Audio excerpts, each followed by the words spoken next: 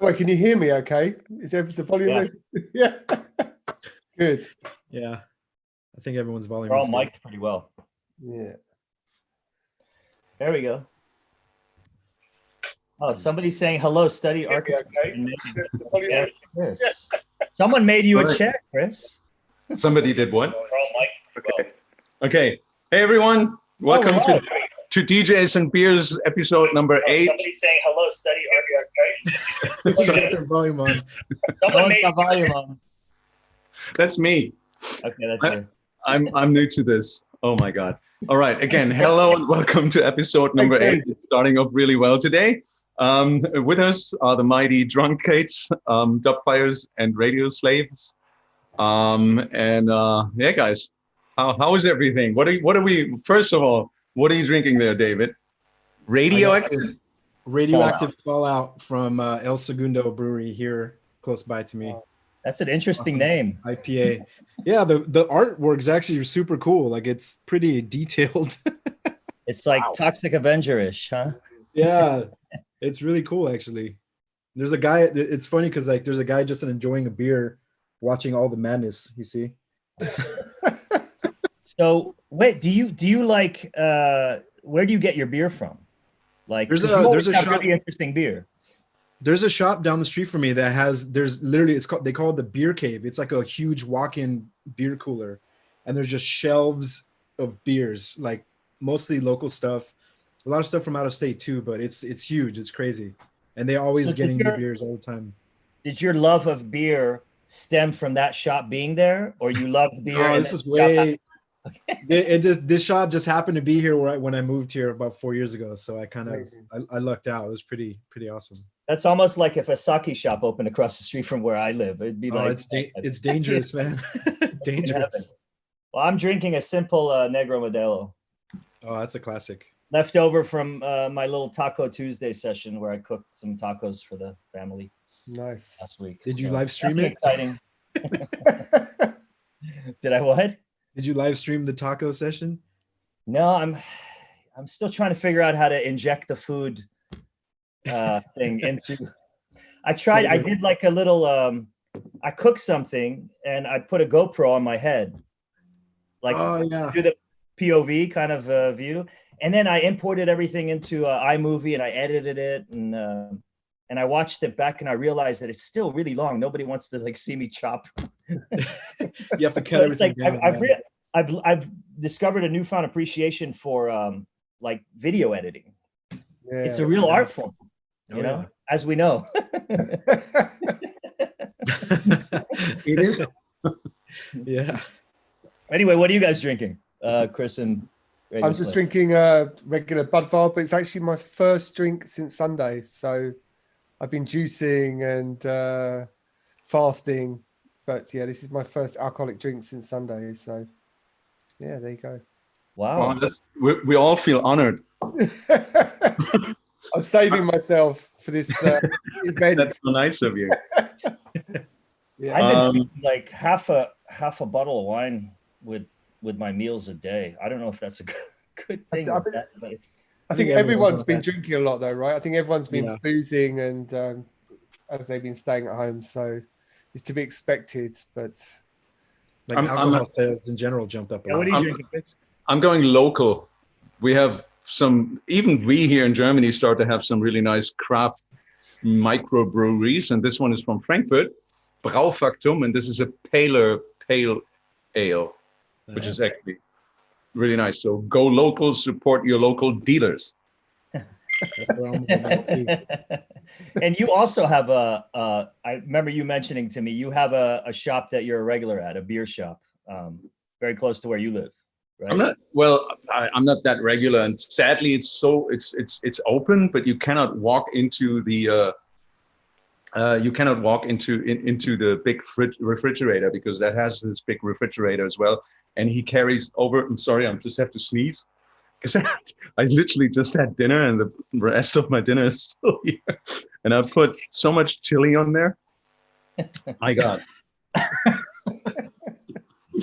Everything was a little delayed. Anyways, you cannot walk into that refrigerator right now. So there's this Indian guy working there, And he like, if you try to explain to him that you want to have this and that pale ale, it's always a little complicated, but it's fun. But you can't walk in there. David, can you walk into your shop right now? You can still walk into that refrigerator. Yeah, the whole shop is open. There's like there's the main section where it's mostly wine and whatever else, and then the back room is all beer. It's like a whole beer cave. You have to wear a mask and everything, obviously, but yeah. Cheers, guys. Cheers. Good to see you all. DJs in rehab pretty soon. Yeah. Again. Actually, I'm not drinking that much. I'm drinking when we're on, and I have like this occasional beer here and there on a night. That's basically it. My drinking has gone down a lot since not touring, actually. Well, that's for sure. I'm doing 1 or 2 a day still. For all of us, I think. Not just you, but Sure. He's about to spit up. What? Oh.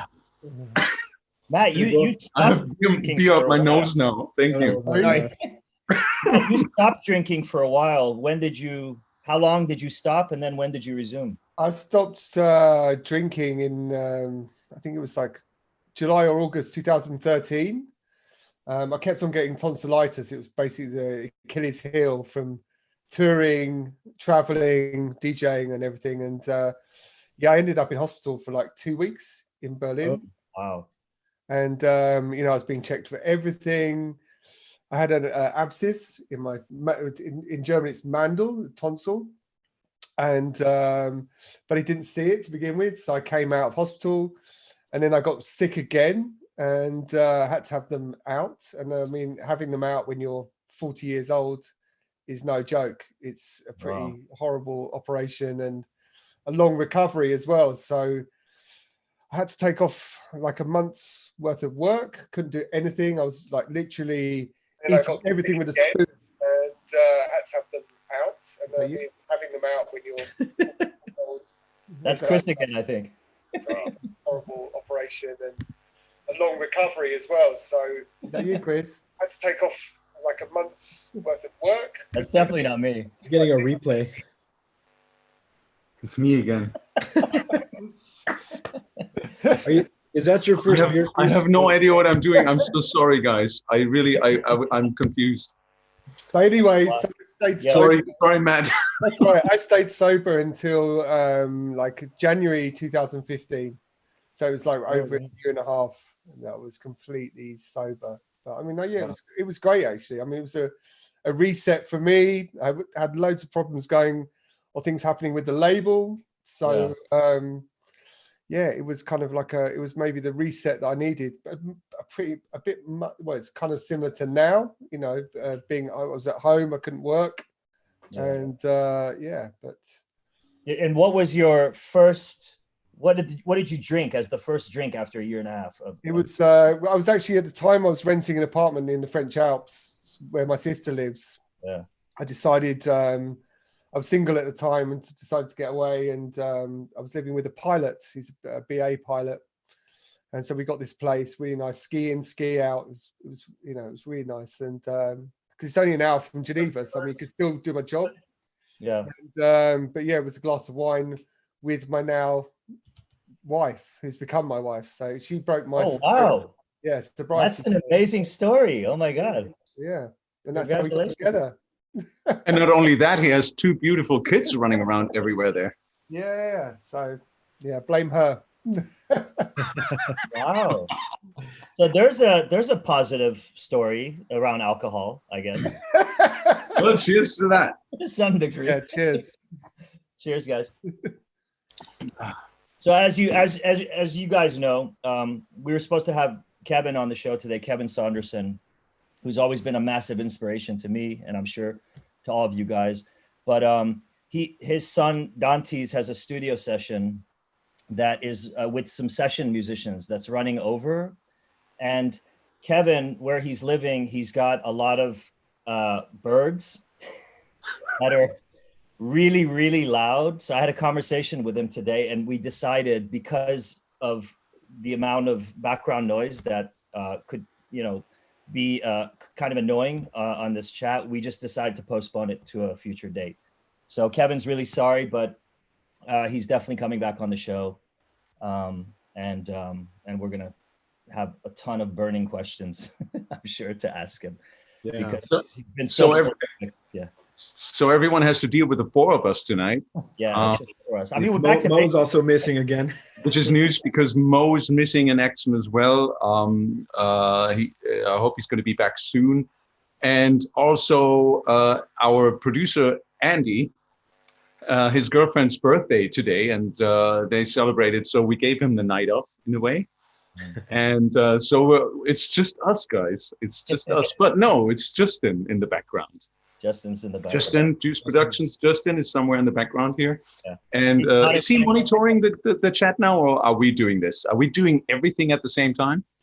I think we're collectively a little bit of both, checking yeah. things, and then we're checking things. But you know, this actually gives us an opportunity, because a lot of the feedback that I got was like, Justin is monitoring. There wasn't enough time to really, you know, answer all the questions that people were asking. So now we have a bit more. We have a lot more time. To devote to that. So yeah. So how was the last week for you guys? For me, same, and I'm doing just stuck in the studio. Also, what have I done? I've got a new single finished. Chris has actually heard both tracks, I think, now. And I just finished the Rinse show. Did that yesterday with Patrick Mason. So if you get bored of this, you can turn over or actually tune into Rinse FM in the next hour. And it's a Serve takeover with, and then also Marco Farioni's done a guest mix. So we were doing that, and I've borrowed the V10 mixer of Pioneer. So I've been testing this out, and it's great. But as all things with Pioneer, the firmware, and it's quite tricky. But it's a great mixer. It's very similar to the one you use. Now you've pissed them off. No, but I think it's like anything. It's like anything that the companies release. I'm not sure how easy it would be to rock up to a festival or to a club if you wanted to use it as for live setup, whether it will sync or whether it will, your computer, whether it would pick it up, you know. So yeah, but I think it's just because it's brand new as well. So, but it's really similar to the Model 1. It's very similar. Yeah. Did you guys see the Kenny Larkin? I didn't fully watch the video, but he posted something, I think it was today, about I don't know if this was intended as a feature in that new mixer, but there was he discovered like a looping, like kind of a cycloops looping feature using one of the effects with the dry wet knob all the way up to wet, I guess. I'm gonna rewatch the video later. It's pretty interesting.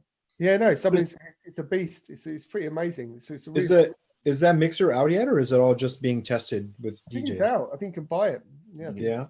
But it's great because it's 6 channels, and it's got the built-in send and return. I mean, so you can have multiple effects going, and I just wanted to try it out for doing live stuff to see if it worked as a studio mixer as well. So, do you how many live shows have you done with for the SR? Patrick? Well, yeah, we've done them. Maybe we've done about 8, something like that, or maybe 10. I can't remember. But before we were just using a sound card, and then we started using, and then running into a mixer, and then we started using the Zone 96 and using the internal sound card in that mixer. But it's not particularly stable, so I wanted to try something else. So just because with our live setup, you can literally put it into a bag as a carry-on, which is great, you know. So there's no extra costs, and it also means it's quick to set it up, and yeah. So I just wanted to see how it is, but yeah, it's good. No costs. Did you tour with any, like, did you have any other personnel, like someone doing lights, someone running the video? With the Serve thing, I always take Will Kinsella, Hi Basil. Big hello to Will. He's in Dublin on lockdown, and he was our tour manager for these events, kind of set up. Because I mean, doing like when we played at Printworks, I mean, we went and did a sound check. But like anything, if you've got to play and someone else is playing before you, as I'm sure you or Chris know, all you guys know, I mean, it's hectic as hell. You know, it's loud. You know, there's not much light, and it's difficult. So it's great to have an extra set of hands.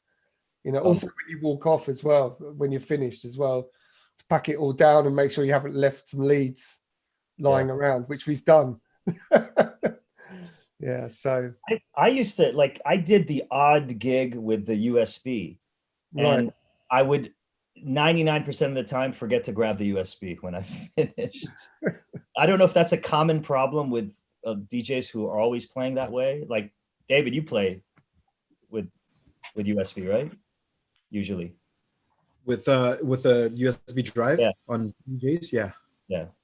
Sorry, I was what was saying. I'm actually. You were somewhere else. Where were you? Yeah, no, I'm actually also monitoring the chat a little, and Spino, OSC Spino is actually saying you could record and loop on the DJ M600 too. Did you guys know that? No. I don't DJ with the Pioneer mixer though, so that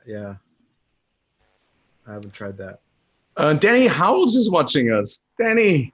Oh, is he? Friend. Oh my God, what's up, Danny? Hey, Danny. So at the same time, I'm basically kind of monitoring the chat, and guys, shoot our questions. Since we don't have a guest tonight, we're very happy to answer as many of your questions as possible. If you want your question to be answered, you better put them in multiple times. So we will not skip them. We all look at our individual chats, so that is a good thing. Yeah, I'm sorry, I didn't want to interrupt you. Chris, have you ever thought about taking your project Burn Slow live? Oh, yes, I do. Yeah? Yeah. Is that in the works? Well, you know, I'm getting closer and closer to the idea. This big break here that we're having is actually really helpful in order to continue my thought process on this. But since the Burn Slow album, for those guys who don't know it, you should really maybe take a moment and find it. It's released on Mute Records in September 2018, and Matt Radioslave just did a fantastic remix for it as well, as did Ali Dubfire, did a fantastic remix, which is already released for No Regrets. So there's a remix packages coming out, and well, the music on the album is not really dance music, as most of you know. So it's kind of like, I always had the issue to, if I take this live out there, you know, people would maybe expect to have a pumping techno set going on. And then they stand there and what is he doing? You know, who is singing there? What's going on? And I didn't want to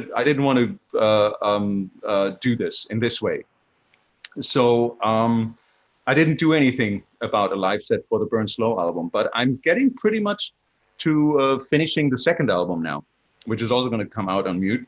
And while I'm doing this album, I was basically thinking of how can I turn the Burn Slow album into kind of a way that it's still danceable. And this is why I started to sit down and do dance remixes of all the tracks. And I'm kind of at track number 6 now.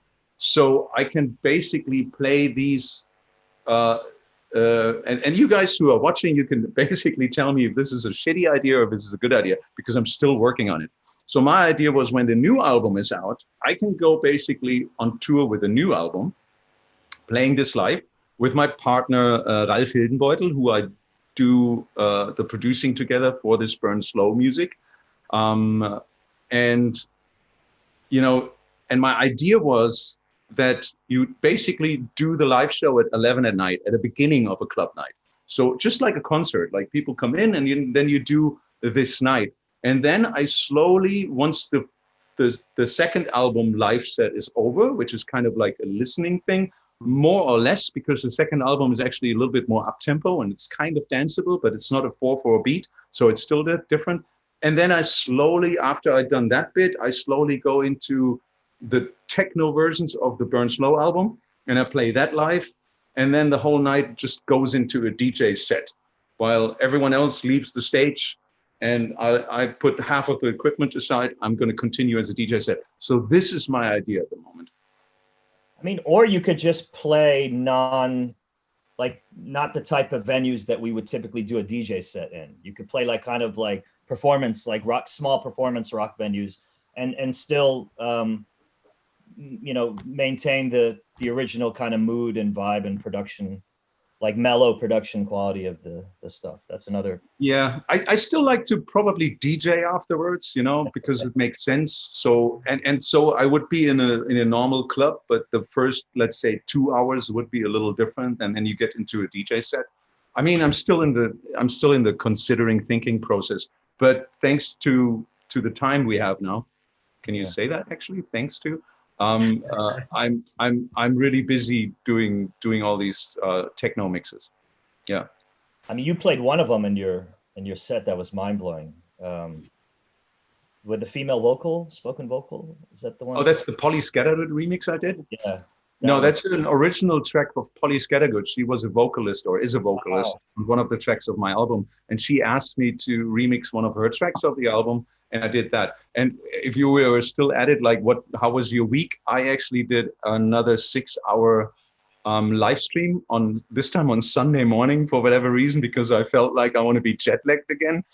No, I wanted to dedicate the mix for everyone in North America in a way, because I basically target my live streams, which I do every second Saturday, to a certain territory. So it was Italy, it was Spain, and then it was North America. So I had to eventually play at a time where it is evening or night in North America. So for me, I started at 6 a.m. here, which is great because if you can see that, that's my window there.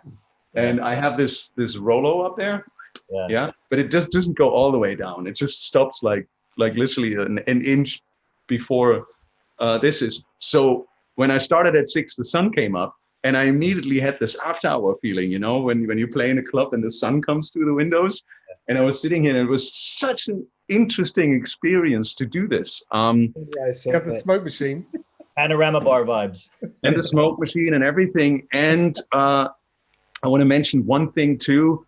Our hearts go out to all the family and friends, obviously, of Pascal Feos, who sadly passed away last weekend. And Pascal was such a legendary figure in the Frankfurt techno scene. I mean, the sound of Frankfurt was basically partly his achievement that came into being in the middle of the 90s, or even already in the beginning of the 90s, with all his Resistance D releases and other projects that he was involved in, mostly on Hard House Records in the beginning in the early 90s. All of you remember this. And he played such a big role, and he was such a big influence for me. I did a post, and maybe can quickly recount or retell that story, that in 1993, actually, Pascal had a night, back in the days when like local little discotheques usually gave away their Thursday nights to techno deep people. So Thursday night, you do your techno night. And it was on a super, super small, tiny village near the place where I come from, where in a way, everyone else that is kind of connected to the Frankfurt scene is coming from. Gießen, for example, Frank Lorber, Tony Rios, all household names. Johannes Heil is coming from Bad Nauheim. Oh, Johannes, don't hit me if I'm wrong with that now. Maybe it's a little village next to Bad Nauheim. Pascal came from this area. So everybody came out of this area in 93.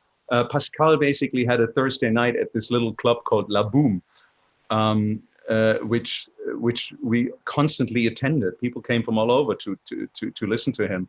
And he played this one record by DJ Tom and Norman called Tales of Mystery. Does anyone know that record? It was released on Overdrive Records. You know Overdrive Records? Andy Dux's label. And I remember I ran up to the DJ booth and just like looked through this little window that was there and just like looking at the label. And I just still remember the label saying Tom and Norman, Tales of Mystery. DJ Tom being Tom Wax, who later did AWAX. It's Our Future, that big hit. And also Norman, his real name is Norman Feller, who later on did all the Terry Lee Brown Jr. releases. You remember the Terry Lee Brown Jr. releases? Legendary, like such amazing producers. And this original track, Tales of Mystery, was kind of this rave track. And in that moment, I was like, oh my God. And also Pascal with his Resistance D project, he just when I was in the record store, just essentially discovering techno. And I was drawn to these early trance sounds, especially from IQ Hard House, and it was just amazing. So Pascal always played a real huge role. And even though we haven't really been much in touch in the last 10, 15 years, I re-watched some of our gigs together because we were filmed by German television when we did a gig on a big like fair, whatever you want to call it, in 2001. And I still remember it as if it was yesterday, and it's just literally 19 years ago. And it kind of really, I got these news about 6, 7 hours. Actually, I got these news because of you, David. You posted it in our group chat. And that's, I was in the middle of preparing my live stream, and I was like, oh my God. And it really hit me. And I feel so like my heart is really with all his friends and family right now, because it's such a tragic loss. And so he was so young still. He was just 52, and but he was still living in Frankfurt, or did he move? When was the last time you spoke to him? I can't even tell you. Maybe 2-3 years ago, and I think he didn't live in Frankfurt. He lived somewhere outside, but close to here. Yeah. And so I tried to pay tribute to him as good as I could in my live stream. And so I started off with 2 Resistance D tracks, 2 classic ones, and that kind of set the mood for the night. And it was an interesting emotional ride somehow on Sunday morning. But in case you want to see that, it's somewhere on my YouTube channel still, for those who haven't watched it. I mean, he was a legendary producer. Yeah. I wasn't a one out, but yeah. Yeah, and when you come back, we'll cheers to Pascal. Cheers, Pascal. We'll miss you. Cheers. Cheers. Have you known him personally, Pascal? Any one of you? Not me. I think I've met him. I might have met him at Amnesia in Ibiza a long time ago. But no, I always wanted to. He was one of those producers whose names, I mean, he has such a unique name as well. I love that name, Pascal Fias. And you know, it was one of those names that you constantly, when you went record shopping, you would look for. Yeah. You knew from the essence of sound. Yeah. Oh, is that what it meant? Yeah. I never knew that. Oh, wow. But like, you know, he was so consistently good. And the production quality was just something we always strived for, Sharam and I, in those early days of like discovering all this amazing European, you know, these European sounds. Pascal's name was just legendary. And I was talking to Gregor Tresher. I think he had worked with him for a number of years and was pretty close to him. Yeah.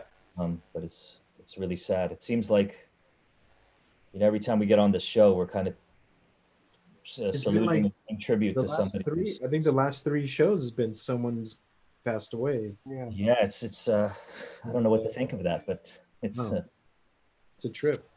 And now, didn't like Little Richard also pass away? Little Richard passed away, I think around the same time as Mike Huckabee. Wow. What's going on? I don't know.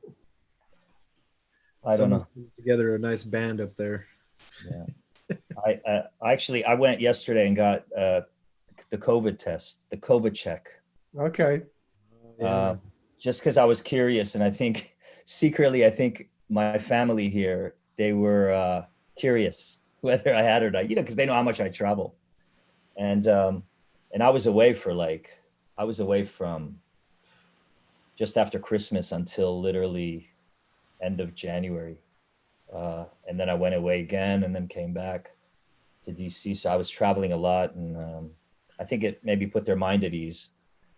But I almost wish I'd had it, because then I would have had the antibodies, I would have had the immunity, hopefully. But yeah, it was interesting, the whole experience of just like pulling up in my car, sticking my hand out, and they came out. I had to wear a mask, and they just pricked my finger, and in 15 minutes I got the results. Wow.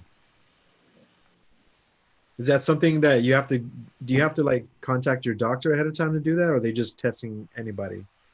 I know I scheduled it in advance. Yeah. Okay. Yeah. I've been curious about trying it too.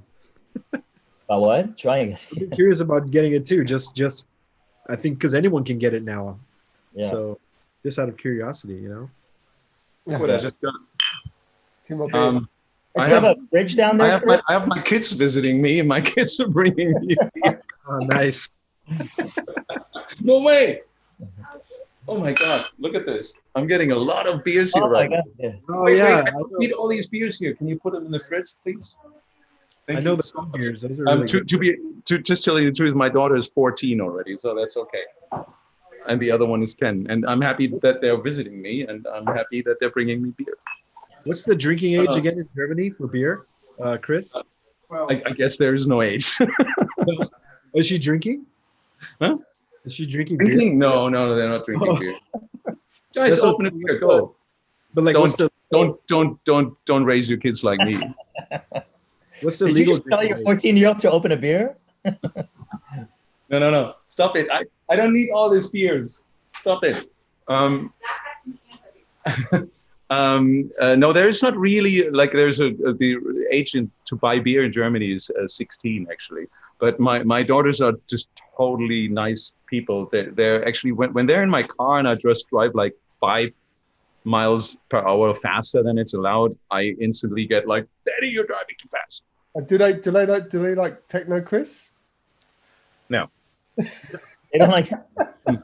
What do they like? I heard him say yesterday, this is just noise. And that's actually a good question because I was, not yesterday, actually just early on when I took her to a friend of hers, because they're living like 2.5 hours north. So every second week now they come and visit me here.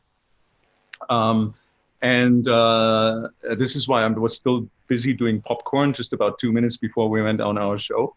And I asked my daughters, like, does any of your friends listen to techno? And she's like, no, it's just like, that's just noise. So my question to also the public, are you only starting to listen to techno? Does it only get interesting for you if you're in an age that you go out to a club? And when you're like 14, you first of all listen to all that TikTok music that is out there. Is it? What's TikTok music, Chris? I don't know. Is it like this, all this, all this No. auto-tune hip hop stuff that's out there, you know, Yeah. from all these names that I don't know. I always think it depends. For me, it was always like with your older sister, older brother. You know, it's always someone who's slightly older than you in your group who's going to start playing you the weird stuff when you're like a teenager.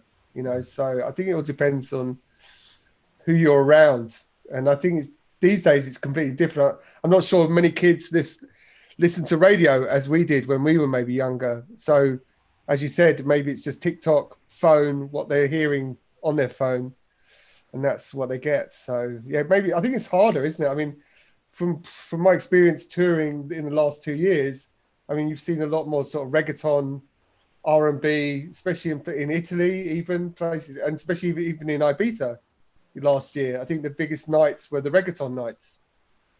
So techno is definitely not as big as maybe some people think it is.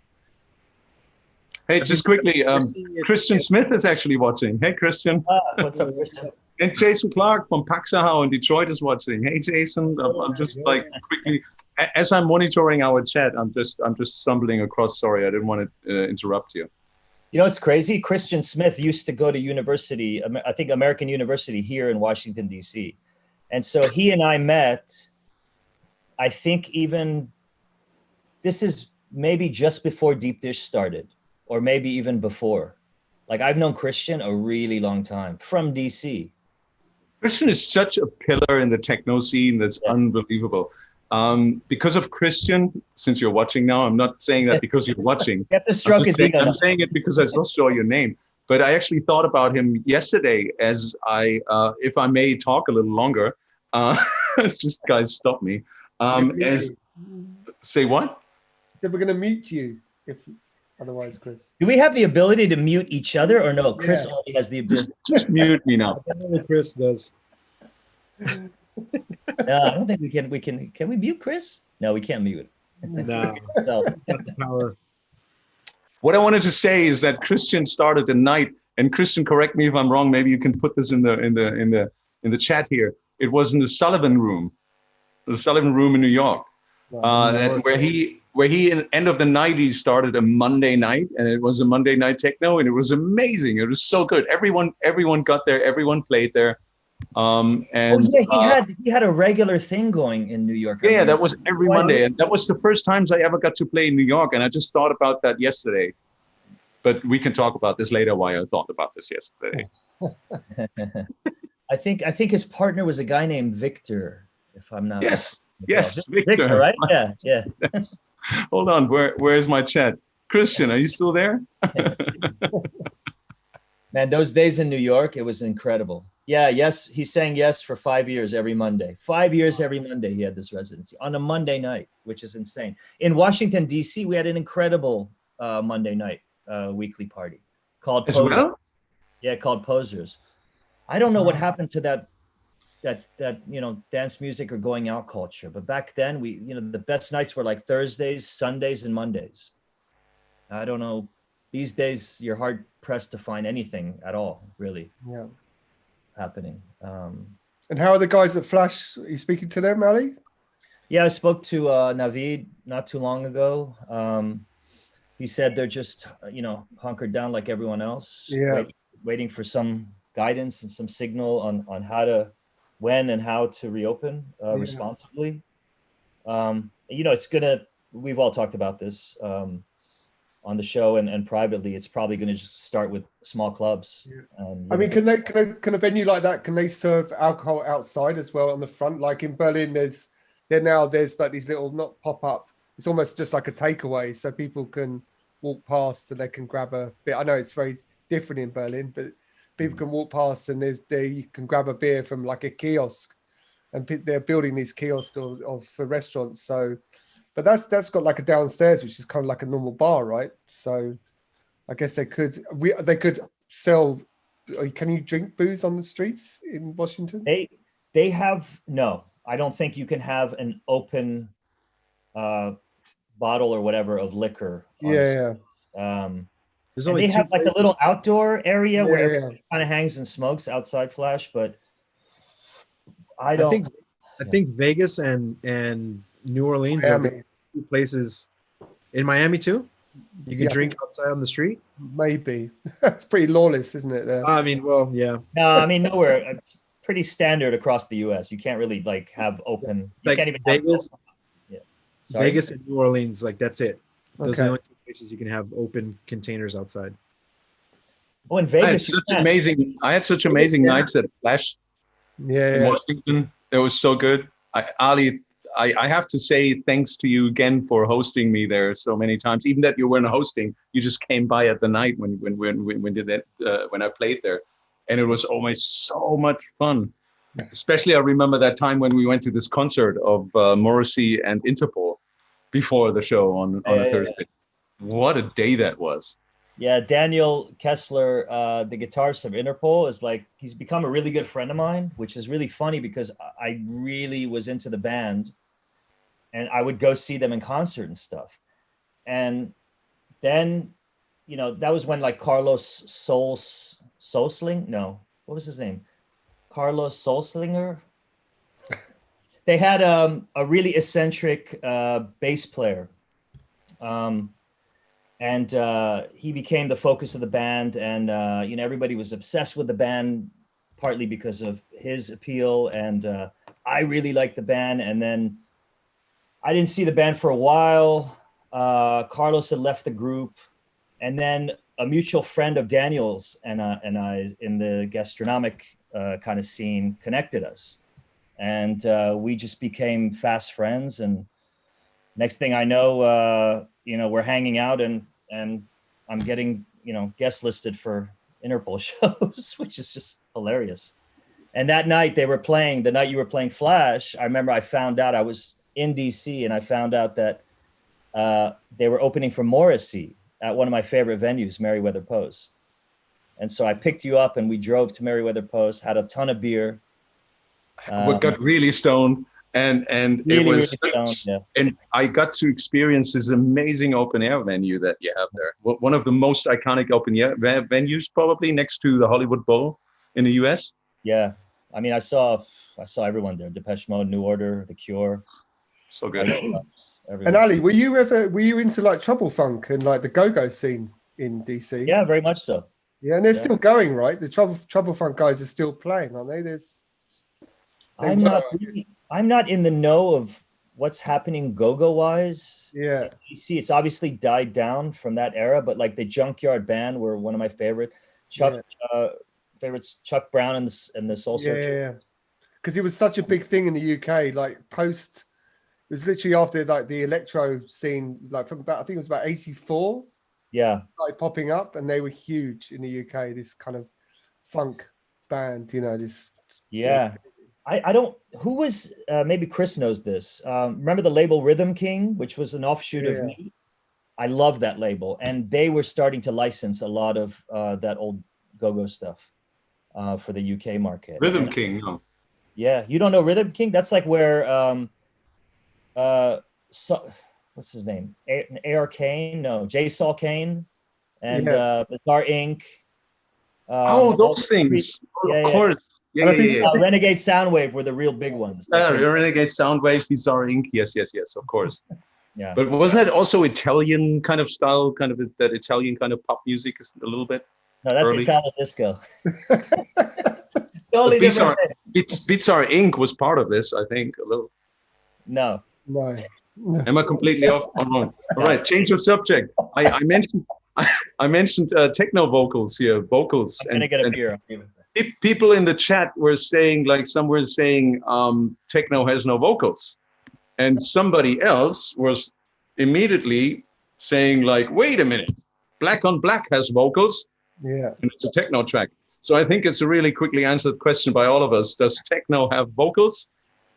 Yes. Yeah, I think it's entirely up to the composition and what you're. I guess there's this whole thing about being purist and it being purely instrumental music, but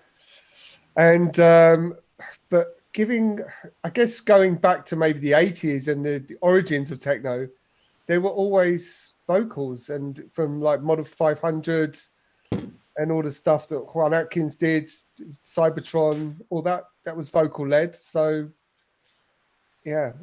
What would define vocals? Or do these people mean like somebody singing a whole phrase, or like the one word thing? Like everyone doing the one word thing. Like, does that count? Does that count to that person? So yeah, I personally don't hear many tracks that have like full on vocals, but yeah, you hear the little sample every once in a while that has a little phrase. Yeah, I mean, I think it's coming back as well. There's a lot of like this Russian producers and this borrowing from these kind of 90s influence rave tracks. So they're sampling again. They're sampling hip hop. Speeding up hip hop and stuff like that. And but I guess again, it's pretty faddy. But yeah, I don't know. I'm into both. I used to love this record on RNS. Maybe you guys remember it. Fever Called Love by RNS. That was amazing. It was like proper rave record, techno record with like this amazing acid B line behind these female vocals. And I thought that worked really well. And I always thought I wanted to try experimenting with that, like acidic bass lines and vocals, like singing and acid. It could be an interesting combo. Yeah, Chris, you've done it as well, right? I mean, you've been doing it with your album, so. Well, but you could consider my album being non-techno in that sense, because it has no 4/4 beat. It has. Does that define techno?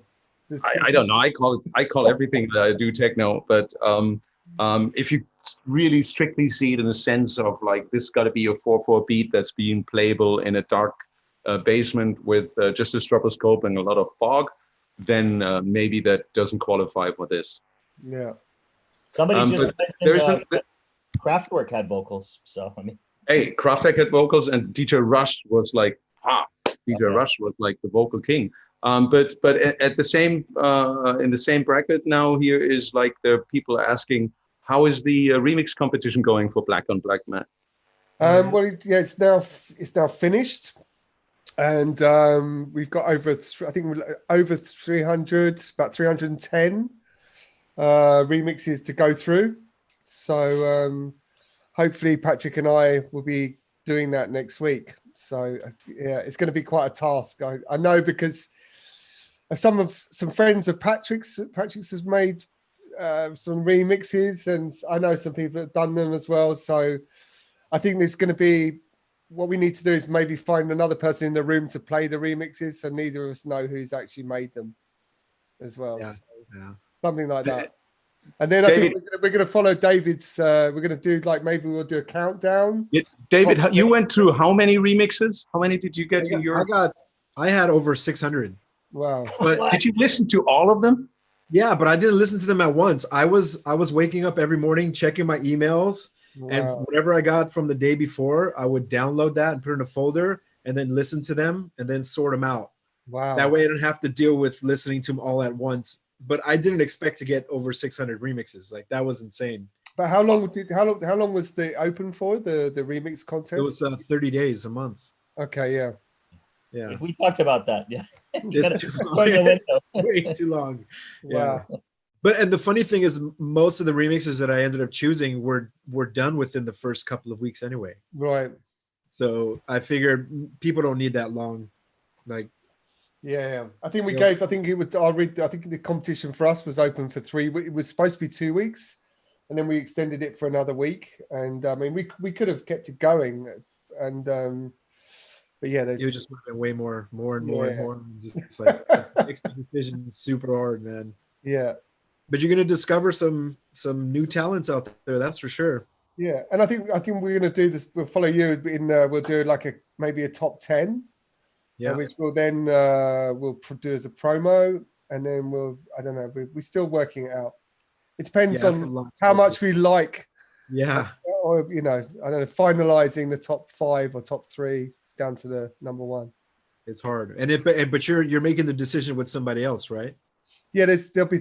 I think there'll be. Well, Patrick and I ultimately have to decide, but I think there'll be like four people involved. Okay. Just to make it non-biased. More cooks in the kitchen. Yeah. Oh no, this one I like. This one. Oh, this one's better. Yeah. The good thing is, like, I had a little help in the end, but yeah, it was ultimately my decision. But yeah, Are there any vocals in your remixes? Actually, one guy, I forgot his name. He sampled one of our DJs and Beers episode. And he put it like, you couldn't really make it out, but he put it in like the breakdown. And he told me that he sampled my voice and he put it in there, but it was actually kind of cool.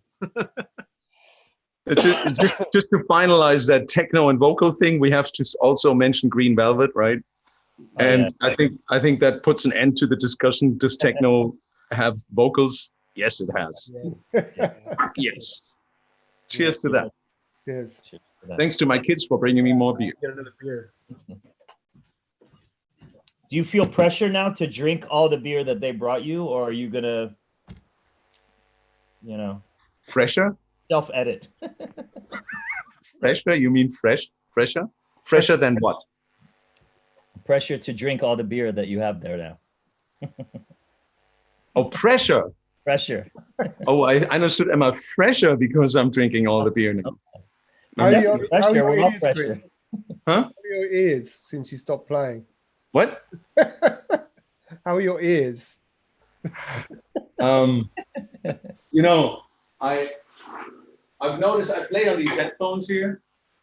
Okay, so you're not using any monitors when you do your live streams. Everything's in your hands. Yeah, did you guys see that spoof that I think DJ Hobo did? Yeah. That oh my God, DJs without music or something. Yeah. The DJ's doing the live streams and he just took away the music and he just did the noises like this and that. And that is actually how it is for me, because I don't have anything running. There's no more music. There's no monitoring running. I do everything on my headphones, which I really enjoy because they're really amazing headphones. And you're so covered in I think they're almost better than any monitoring that I've ever played. And of course, they're lacking the powerful bass that shakes your knees.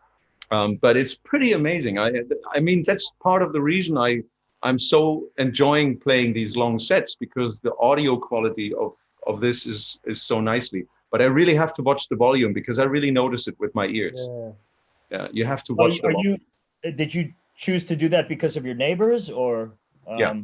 Okay. Yeah. I literally like I have a family of 4 living above me with 2 little children, Yeah. and next to me, right behind this wall, I have a really nice neighbor next to this wall who's actually watching the live streams on the other side of the wall on his television while I'm doing it here.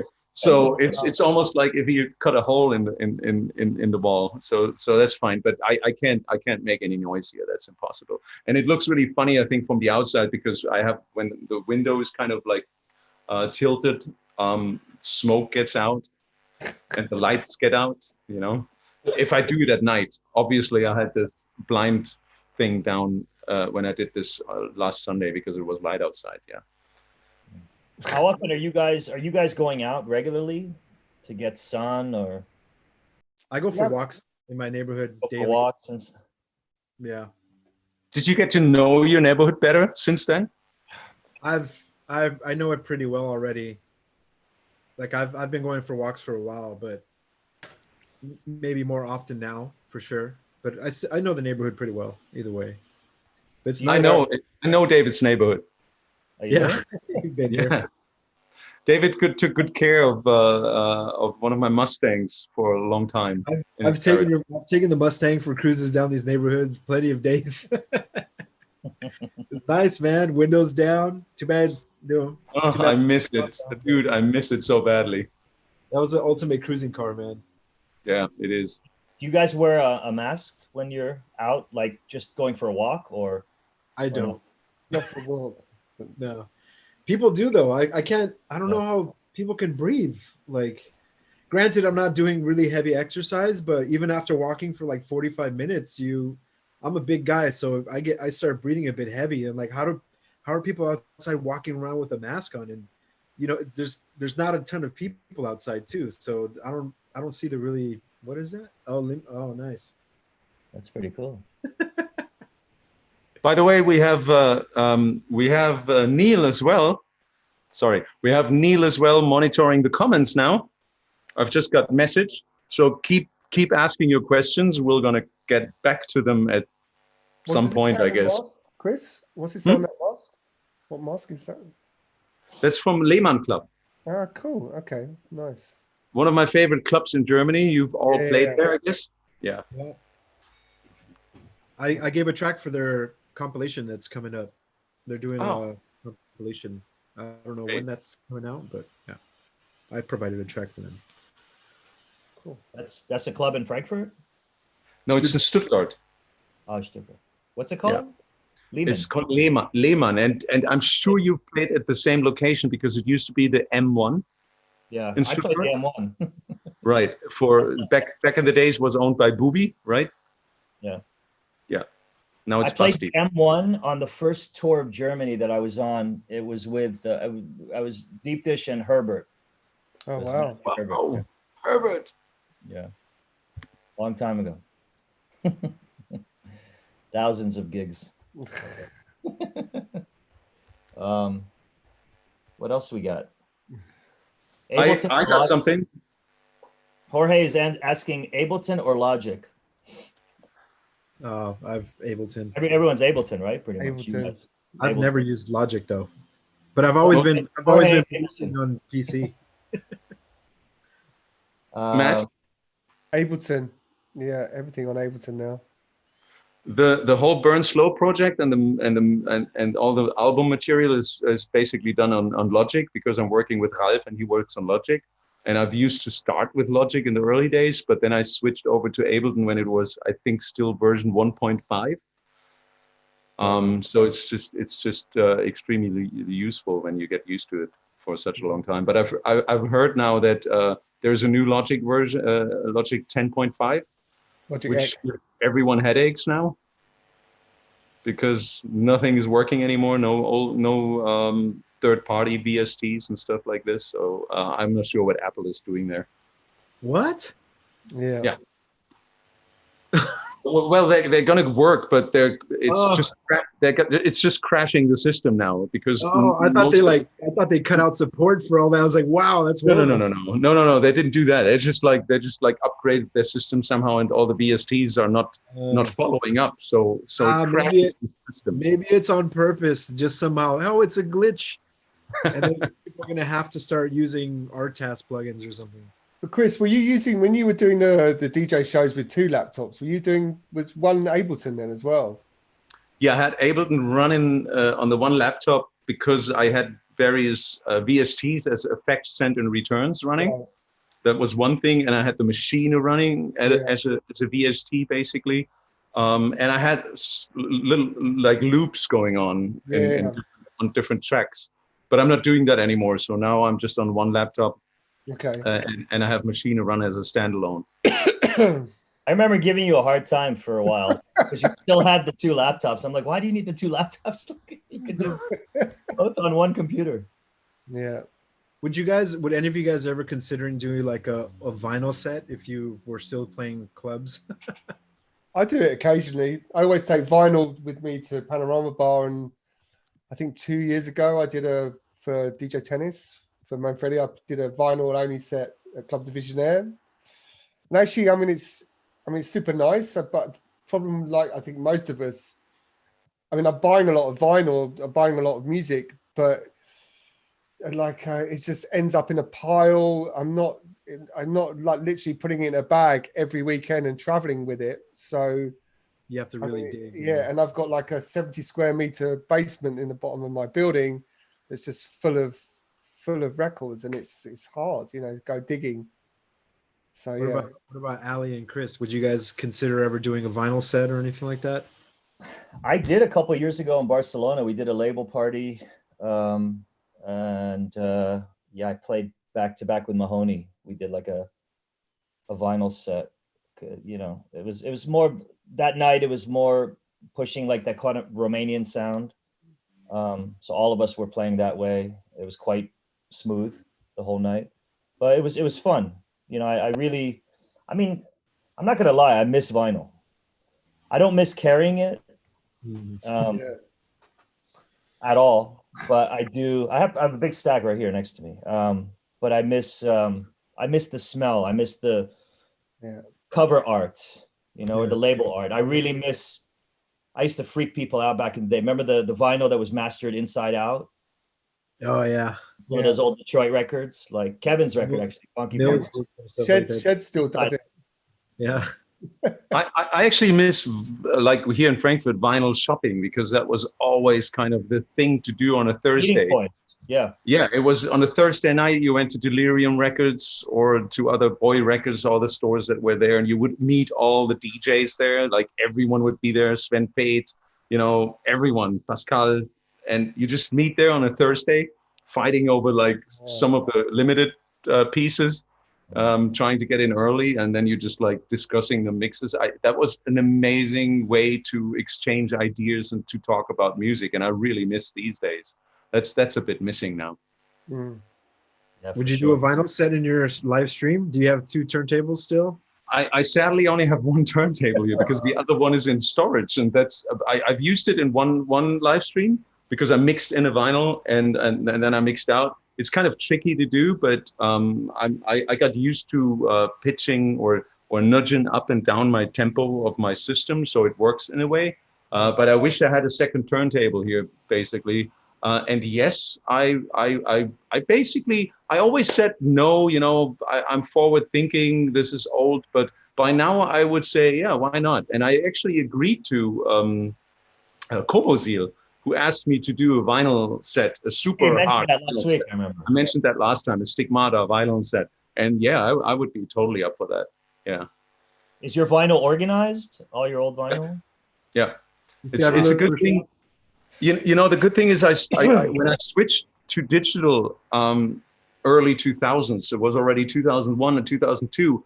I had Hannes, who's a good friend still. He works actually now at oh my God, what's the record store in Berlin, which I can't come up with now? Huh? Hardwax? No, not Hardwax. Space Hall. Space, huh? Space Hall. Space Hall, thank you. Much beer. Hannes works at Space Hall now, and Hannes was also organizing my record collection back then, and he did a fantastic job of digitalizing all my vinyls already back then. That's why I have a really nice collection of my digital MP3s and WAV files. I still have a heap of CDs somewhere because everything was like recorded on CD. And he also organized all my vinyls. And with this organization, when I moved back in the days, it was back in 2008, I had to put everything in storage, and they're still there, very organized. All the vinyls I have here now is just a selection of the rest that is there. So it's still there, and one day I'm going to get to it. I'm not sure when. I think this is the year to. I think this is the time, yeah. Oh, mine is a mess. Guys, I would have a question to you guys. Totally different subject again. What do you think of talks like this? Because seriously, I stumbled upon a talk yesterday, and not of DJs, but John Taylor of Duran Duran. Oh, wow. Yeah. Interviewed Susanna Hoffs yesterday. You remember Susanna Hoffs of the Bangles? Bangles, yeah. Yeah. So John Taylor interviewed Susanna Hoffs on his Instagram. And it was broadcasted on the Duran Duran website, and I ended up watching it, and I loved it. And I was starting to think, we're all not DJing. I mean, obviously we're doing this, and some people are maybe still watching. Some are still watching of you. And I mean, we're all not trained interviewers. We're all not used to this. We're doing this. We're not professionals in this. This is why sometimes it comes across awkward, and we don't really know what the right question is to ask. But John Taylor was the same thing. It was really not really professional, I would say in a way, but really, really authentic, I felt. And it was so much fun to watch. And I kept thinking, every DJ out there and everyone who basically sits there and maybe feels the urge to do something in the internet, just go and start these talks. I think they're a great thing for the fans. I think some are watching, and maybe some are interested in our talks, and I was interested in that, and I felt like, I would love to see that more. I know Speedy J does a talk. Yeah, he did his yesterday, right? So, Wednesday nights at 9. Yeah. Is there anyone else? Loco Dice just interviewed Diplo. I saw that the other day. Who else has a lot of people are doing it. Yeah. Well, do you guys out there think we should stick to music and just stop talking because it comes across really weird? Or what's going on here? What do you guys think? I think people enjoy it because then they can just hear DJs just bullshitting about whatever, even if it's not necessarily music. But that's generally that's most of the things that we talk about. But this is really the show. I mean, it's just it's just talking. DJs with beer talking about stuff. I also think we talk about just drinking and shooting the shit. It's shooting the shit. It's also, I think, really important with all of, I mean, especially with what's going on. If there's any budding or new producers, I mean, they're not. None of us are working. None of us are working. None of us are actually playing. But I think between us, we've probably had, I don't know, maybe almost 100 years worth of experience. You know, so maybe that might help some people out there. So no one is afraid of, I mean, we all maybe have that image being behind the decks, never talk, and everybody thinks how fucking cool we are. And then suddenly we start talking and everybody's like, oh my God. I'm sure there are. I saw a couple of comments where, I forgot, you guys were talking about something a little while ago. And someone was like, move on. Okay, move on. Next subject. Next. Okay, next subject. Yeah. I'm just scanning the questions as you guys are talking. I don't know. I mean, generally, it seems like people are into this, so we should keep it going. It brings a sense of comfort to someone say, what about DJs with shots? DJs with shots. Yeah. Maybe we can make that once in a month. Everyone take a shot together. Or 4 times a year. What do you mean, not inviting anyone? DJs and shots. That's a good one. Maybe we should all do at least one episode where we just get super drunk. Yeah, to see who passes out first. And see what happens. Wait a minute. I thought we do this every week. Might be here for hours. So really, Is it only me? we're going to be here for hours if we did that. yeah. Matt will drink everybody under the table. No, maybe Ali. Maybe I'm not sure. But Matt, you said you're part Irish, right? Part a lot of things, I think. Oh, okay. So yeah. Let me just get into There's the some mood. Irish. There you go. You guys want Can you go? this one? I say, yeah, just pour a little bit. I deleted my.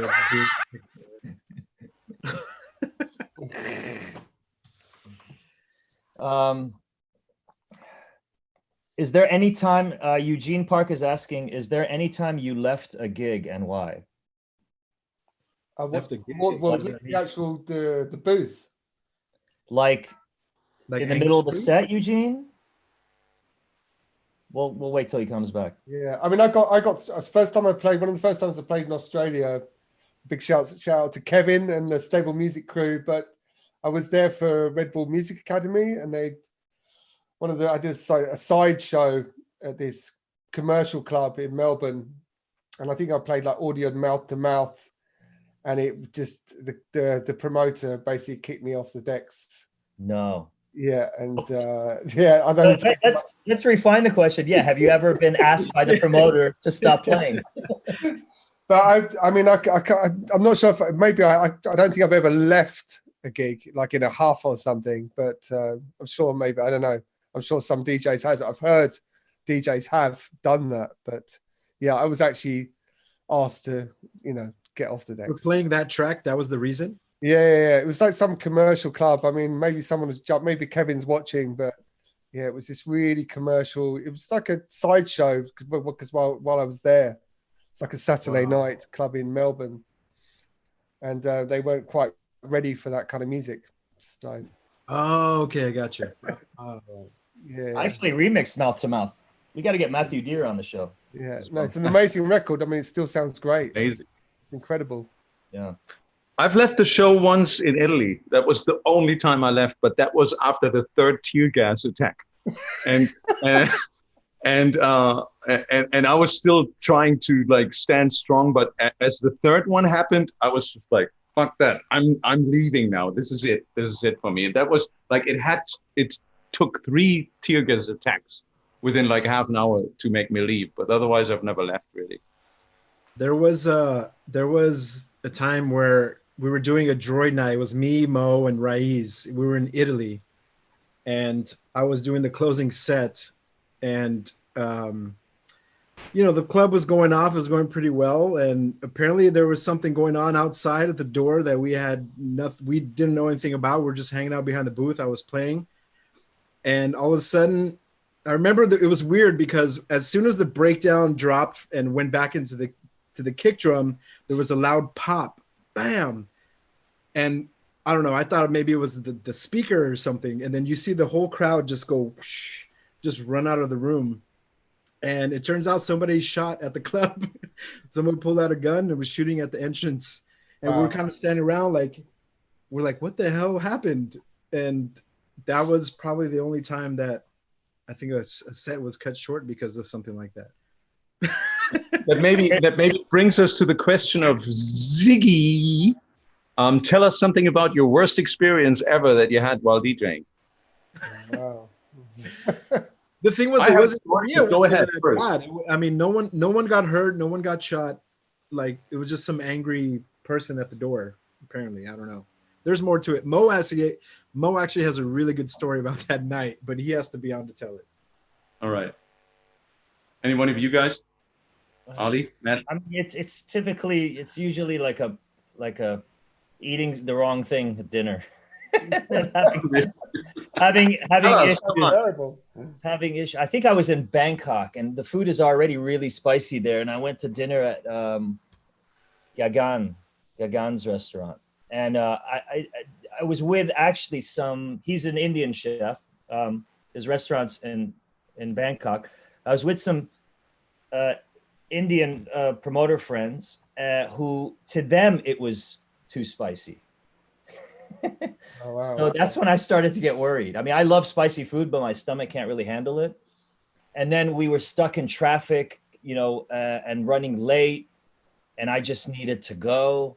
Oh my And then we God. got to the club that I was playing, and the first thing I asked is where the bathroom is, and they're like, "I'm sorry, we're under construction. We don't have a bathroom." It was like on a street with a lot of clubs right next to one another. They're like, "But you can go to the club next door." So then I rushed to the club next door, through the crowd, trying to find the bathroom. It's a really dodgy bathroom, but you know, you got to do your thing, and then rush back, go on late. And this, for the next 2 hours during my set, I kept having to leave to go next door. Back. It was hilarious, but thank God for technology, because I have, like, you know, these loop points, loop markers at the ends of my tracks. So I never have to worry about like the song running out. And I would tell my tour manager, all right, if I don't get back in time, just like press this button and play the next song. It's funny because like even like playing the really long sets somewhere, I would always make a playlist in my record box with I call it literally piss tracks, where I put like a 10-minute song or something. Yeah. And when I'm ready, when I need to go, I cue it up and play it, and then run to the bathroom and do whatever I need to do and come back. So piss tracks. Yeah. Matt, have you had something like this? I was playing in a French festival, and the promoter came up to give me a hug just before I started playing, and he elbowed me in the nose and gave me a nosebleed. But it was an intense nosebleed where literally it wouldn't stop. I was wearing a white t-shirt, so I was covered in blood, and I had to stick like a tissue up my nose, literally for most of my set. I mean, there's probably been other incidences, but this one was particularly memorable because it was hard work playing. Yeah. my worst story, if you want to hear that, was I felt like the end of my career. It was 2003, and you all remember the Sensation Black parties or Sensation White parties in Amsterdam, and they did the Sensation White parties which was more trance oriented, and then they also did Sensation Black, and it was also always known as the biggest indoor party in the world with 40,000 people, right? So I was invited to do in 2003, wow, that's your biggest gig up to date. You're playing. Sorry, I don't mean to cut you off, but that was the one with the booth in the middle, right? Yeah. Yes, there's actually videos online on that. Yeah. And the Sensation Black had this little, you had this turning DJ booth in the middle in the Rai Arena, I think, and 40,000 people in there, everybody dressed in black. And it was 2003, so Final Scratch was still kind of a new thing. And I was playing with Final Scratch, but I had a little bag with records with me, always as a backup, because you could never really 100% rely on it. So you had a little bag of records with you. And the thing was, with this turning DJ booth, just you as a DJ was allowed to be on there. Like no one could help you with anything. And so when I started to play, just when I played my intro, basically, this huge fireworks goes off, and they didn't tell me. It was just literally right in front of me. It was like literally there, and it was like banging everywhere. And I was just like, oh my God, what's going on? And it's just like getting super hot and everything getting dusty, and the whole thing was over after like 5 minutes. And I'm looking at you had the time-coded vinyls. So you were playing Final Scratch, for those people who don't remember this, was basically you had vinyl records that sent a time-coded signal to your computer, and whatever track you were choosing to play on your computer was basically playing of the time-coded vinyl. Some DJs like Loco Dice are still playing this way till today. So you basically have the vinyl feeling, but you play off your computer. So once this whole mayhem was done, I looked at my computer and my vinyls, and everything was just covered in ashes, because it was literally happening in front of me. And I was like, oh my God. So I cleaned the vinyls, and literally after 20 minutes or something like that, 3 tracks, and I was supposed to play 2 hours, my computer completely died because it was covered in ashes, and it was like turned off. And it was not, I have to say, it was not an easy crowd to play to anyways. You know, they were expecting like these big tracks, and I came on playing like this stigmata stuff in there. And so I basically had to rely on my little teeny tiny record collection. So I played basically B-sides to a crowd of 40,000 people who were expecting big tracks. While I was playing B-sides, and I was basically like turning around, and you would constantly see everybody like again and again, and you just see the people like getting more and more bored in front of you. Like, who else was playing at the gig? who is this DJ they invited there? Like, what the hell is he playing? It was a disaster. And I just remember when I got back to the hotel, like I thought my career is completely over. This was my biggest gig up to date. I could show what I can do, and I completely failed and messed up. There's still the video online, which makes it look great, but it's definitely one of the worst experiences of my DJ career, because you really felt like that was it. You had your chance to prove yourself in front of that many people, and you just fucked it up completely. Not even your own fault. If we all think about it, we've had hundreds of horrible. Yeah. I mean, as we're talking, I'm just thinking last year I was playing Kappa Future Festival in Italy for the first time. So this was a big deal for me as well. And it was so hot, unbearably hot that day, like over 40 degrees. And, you know, as soon as you fire up Tractor, you can kind of tell if the humidity in the air is going to affect the performance and slow the computer down. And once you start seeing the waveforms do this kind of jittery thing, and the computer functions start to get really, you know, sluggish, I realized that I can't go on. Like, and there was no fan there, and they had to find a fan, and they brought like this massive industrial fan that I parked just behind my computer, and I had to fan it for like 10 minutes before it would function again. Right. And then I went on, they put the fan out there, and I was able to play. But for a while, it was impossible. I was playing outside in all that humidity, and I mean, we run into a lot of technical issues, as you know, Chris, with the way. And it's not only computer related. I remember days where it was so hot that the vinyl started to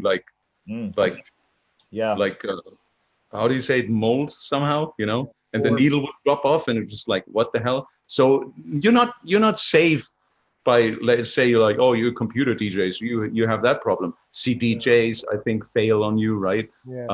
Turntables fail a lot on you, so it's always kind of a. Especially playing at outdoor parties with vinyl back in the day, it's like you got the wind that's blowing the needle across the breaker, and you're like, oh crap! It's the same thing as it's something crashing, you know. I played at a party in Wales. It was on top of a mountain, and there was we were DJing out the back of a car, and the embers from there, huge bonfire, and the embers were burning, were coming over the DJ booth, and all of landing on the vinyl. So they'd have these little red, and they were literally melting the records. But you do these things, don't you, for the love of it? I mean, it was we called it like an extreme party, you know. Of course. we can chime in the question by Sasha S. Have you ever bailed on a gig because you were too high or too drunk to play? Been too sick. I think too sick to play. It's happened. That's not the question. Too high or too drunk? Yeah. I've powered through. Yeah. But there's been a few times where I've been a bit too high and drunk, and I don't know how. I never got any negative feedback, so I made it through. Never bailed. Yeah. I don't even know how to address. How do we address drugs being high on this show? Yeah, just high. It's just high. Well, I told my story 2 weeks ago. You know, I remember my story from 2 weeks ago when I had like my first mushroom experience. I had to play this open air gig. I made it. Powered through. And that was your last gig, was it, Chris? Was that your last gig before the coronavirus? No. That was a year ago on May 1st. What are you talking about? But Matt, there is another question of Elector on YouTube to totally change the subject. Who does your design on records? Elector. It's mostly done by me, and then I have a guy, this guy Paul, a designer in London, and he kind of puts it all together. So yeah, that's it. Fun fact: Elector is the guy who designs my truncate stuff. Okay, cool. That's why he's asking. Oh, really? He's trying to get some business. That's so funny. I just saw that question I here. mean, we're always open to I like to, I basically what I do is I take a lot of photos of Berlin, a lot of these torn images, posters and things that I think, or from touring or from traveling around the world, I think that I can fit onto the label, and if it works, it works, and then yeah, that's it. Chris, someone posted a link to your Sensation 2002 set, saying it's the full set and not boring at all. So there you go. Oh, maybe for today's standards. Frank Quebeman. Well, Who is the 2003 person you know? Techno was still like pretty fast at that point, before the minimal boom. I think 2003, Yeah. right? Yeah, it was still around 135, 140 kind of thing. Like Kind of where we are today now, because my gig on Sunday morning, because I started with Resistance Siege tracks, which are really fast, and I kind of slowed them down. I started with 136 my set, and I never really went much slower for some reason. Oh, wow, that's fast. Different. You don't really feel it when you're just at home, kind of chilling. It felt okay. So yeah. But next question to jump topics here. How is your production by Ami Aha? How is your production routine in the studio? Do you write down your ideas and program them, or you're jamming in the studio and develop the tracks? Anyone? Jamming. For me, it's jamming. I work with an engineer, Matt Nordstrom, who's used to live in DC but moved to LA. I also work with a guy named Cristiano Nicolini in London. And I kind of like to just have a blank canvas. I mean, sometimes I'll go into a session with clear ideas, or if it's a remix, obviously you have a study. But just dicking around in the studio until something sticks. Sometimes nothing sticks, and it's frustrating. Sometimes we'll work a whole week together, and you feel this pressure of having to come up with something creative. And as you're thinking about that, as the days go by, as the week goes by, and you don't have anything to show for it, it starts affecting, how you're working and thinking creatively in the studio, and that can get really tough sometimes. But we find a way. I mean, Matt and I have been working together for 20 years or so we're quite subliminal with one another. He's got an incredible technical knowledge of all this stuff that I'll never have. So we have a good working relationship. Cool. Matt? You guys? I mean, with me, I tend to make a lot of notes on my phone and of ideas, and just due to family life, and even without being on the road, the time is limited. So I don't have maybe that freedom to do sort of noodle around and just do and jam on stuff. Although I have been buying more gear recently in the last year, and but yeah, I've constantly got ideas. I've got like a backlog of things, whether it's writing down like one word, like that'll be a reference, or if it's like a sample from a movie, dialogue, or even a sound from a record, and then that'll be the starting point that will trigger the kind of the writing process. So that's how it works for me. Has anyone ever like had a melody in your head and you sing it into your phone, like on an audio thing, and then you try to recreate it and it's completely not what you thought? I mean, I did the vocal for you, David, on the iPhone. Nice. Yeah, but like, you just like you said, you make these notes, and I'll have an idea of a melody or just something, and I'm like, I need to get this down before I forget, and I'll open the audio recorder on iPhone, and later on sometimes I'll forget about it and look through it. I'm like, what the hell is this? You listen to it back and you're like, I don't remember this at all, and I don't even know how to recreate it. Yeah. I remember I did a remix for Carl Craig years ago, Paper Clip People, For My Peeps. And I had no idea. It's such a classic. I had no idea how to approach this thing. And then I was just thinking, hey, it would be cool to get Carl's voice on this somehow. So like before we went into the studio session, I called Carl and I said, hey, can you just speak into your phone and just say the words, "This one's for my peeps." And I kind of mimicked how I wanted him to say it.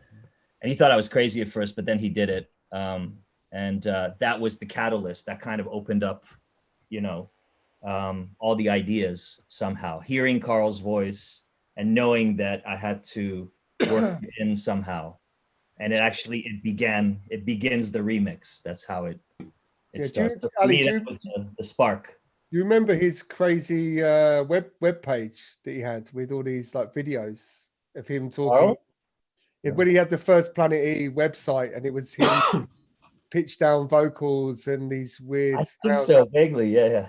And that's why when I did this remix of Darkness, I actually sampled all of the dialogue that he would, all his pitch down vocals and stuff like that, exactly the same kind of stuff for that.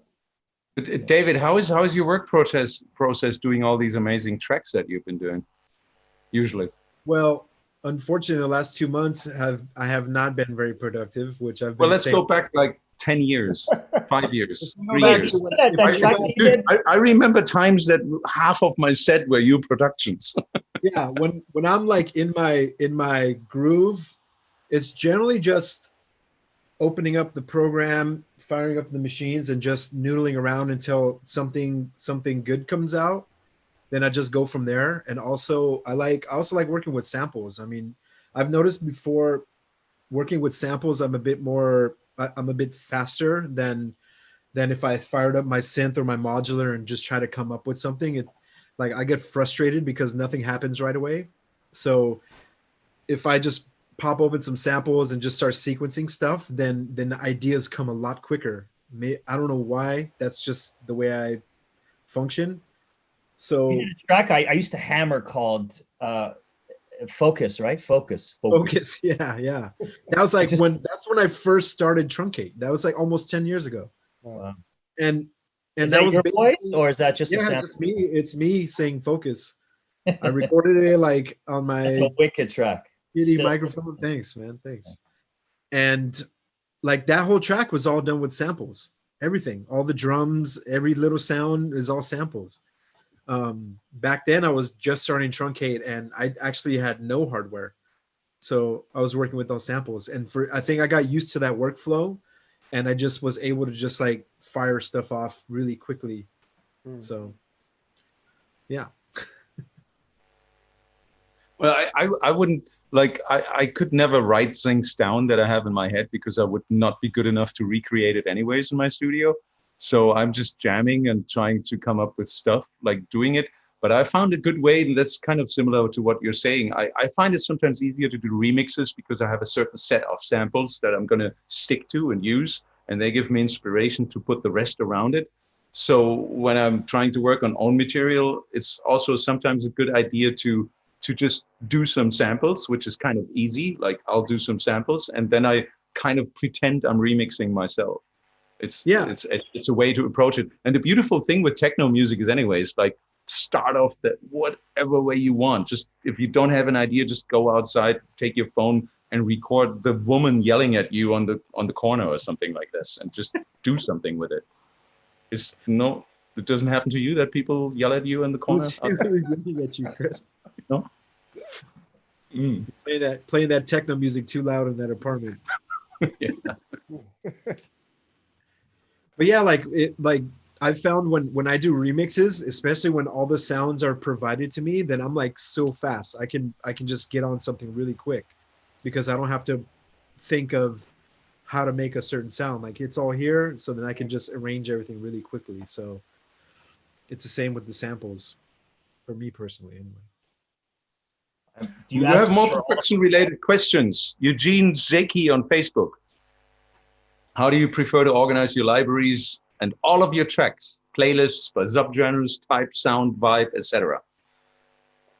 I wanted to ask you this, Chris. I mean, if you had all your stuff digitalized, I mean, how do you store all your music? I mean, you must have terabytes of music, right? Yeah. So how are you doing it? I do think I came up with a genius system from the very first day on, and I think it is so important that you stick to a certain system that you when you first start, because if you change ideas and systems, it'll get out of hand. Yeah.